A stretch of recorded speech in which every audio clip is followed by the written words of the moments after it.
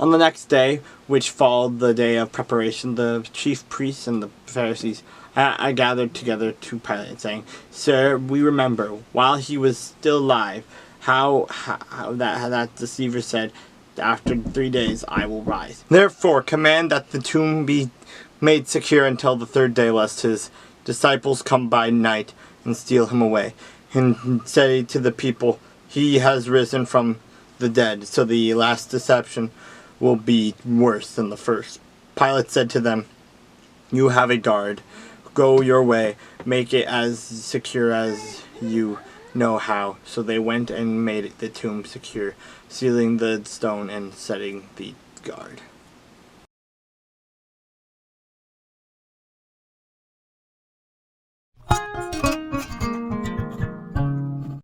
Now it came to pass in the days of Ahasuerus, this was the Ahasuerus who reigned over 127 provinces from India to Ethiopia. In those days when King Ahasuerus sat on the throne of his kingdom, which was Shushan, the citadel, that in the 3rd year of his reign he made a feast for all his officials, the servants, the powers of Persia and Media, the nobles and the princes of the provinces being before him, when he showed the riches of his glorious kingdom and the splendor of his excellent majesty for many days, 180 days in all. And when these days were completed, the king made a feast lasting 7 days, for all the people who were present in Shushan, the citadel, from great to small, in the court of the garden of the king's palace. There were white and blue linen curtains fastened with cords of fine linen, and purple on silver rods, and marble pillars.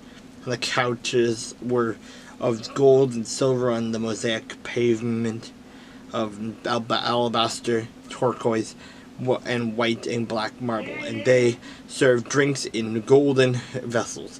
Each vessel were different from the other, with royal wine in abundance, according to the generosity of the king. In accordance with the law, the drinking was not compulsory, for so the king had ordered all the officers of his household, that they should do according to each man's pleasure. Queen Vashti also made a feast for the woman in the royal palace, which belonged to King Ahasuerus. On the 7th day, when the heart of the king was merry with wine, he commanded Haman, Biztha, Harabana, Abagatha, Zerthara, and Carcass, 7 eunuchs who served in the presence of King Ahasuerus, to bring Queen Vashti before the king, wearing her royal crown, in order to show her beauty to the people and the officials, for she was beautiful to behold. But Queen Vashti refused to come at the king's command, brought by his eunuchs. Therefore the king was furious, and his anger burned within him.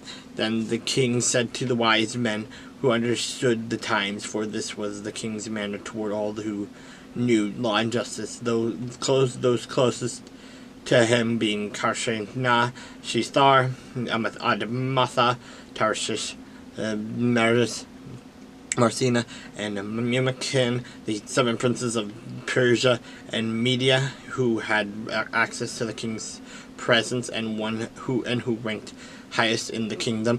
What shall we do to Queen Vashti? According to the law, because she did not obey the command of King Ahasuerus, brought to her by the eunuchs.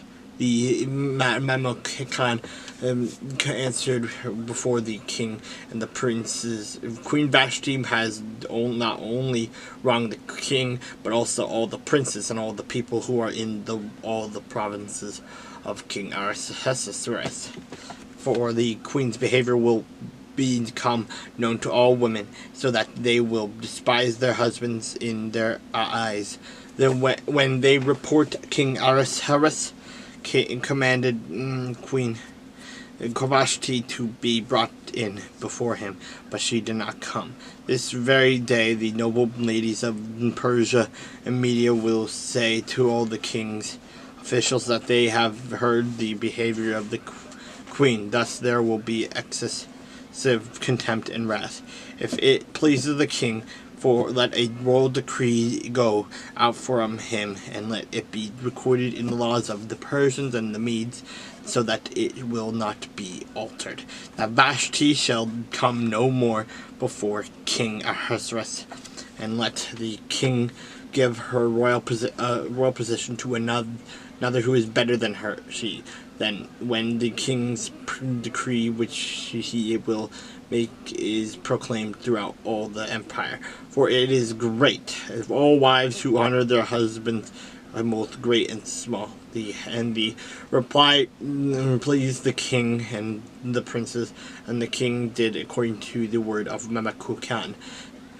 When then he sent letters to all the king's provinces, to each province in its own script, and to every people in their own language, that each man should be master in his own house and speak in the language of his own people.